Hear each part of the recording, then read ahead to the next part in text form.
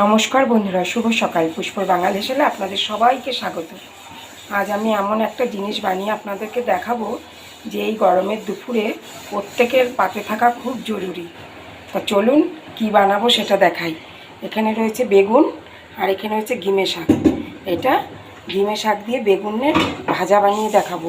গরম ভাতে প্রথম পাতে খেয়ে দেখবেন, অনেক উপকারী। আর এতে তো ঔষধি গুণে ভরপুর একদম। সবার প্রথমে কড়াইতে অল্প পরিমাণে তেল দিয়ে দেবো। খুব সাধারণ একটা রান্না, কিন্তু মুখে রুচিও ফিরবে আর খাওয়াটাও খুব শরীরের পক্ষে ভালো।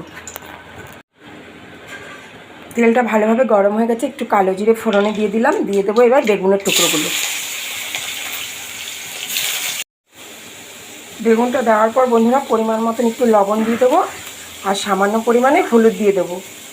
দিয়ে বেগুনটাকে একটু লালচে রং ধরিয়ে ভেজে নেব।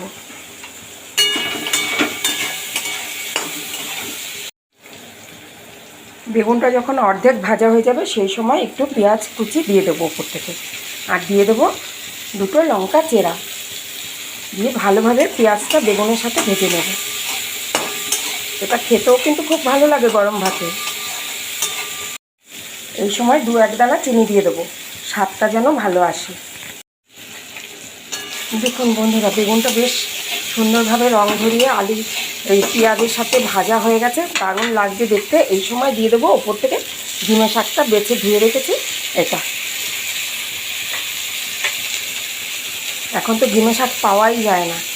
এবার আলতো হাতে নেড়ে চেড়ে ভেজে নিলেই রেডি হয়ে যাবে আমাদের ঘিমে বেগুনের তেঁতো। কি সুন্দর হয়েছে দেখুন, একদম রেডি হয়ে গেছে বন্ধুরা ঘিমা বেগুনের তেঁতো। এবার নামিয়ে আমি পরিবেশন করে দেবো। পরিবেশনের জন্য দেখুন বন্ধুরা একদম রেডি করে ফেলেছি আমি ঘিমা বেগুনের তেঁতো। এইভাবে বানিয়ে গরম ভাতে প্রথম পাতে সব পরিবারে উপভোগ করুন।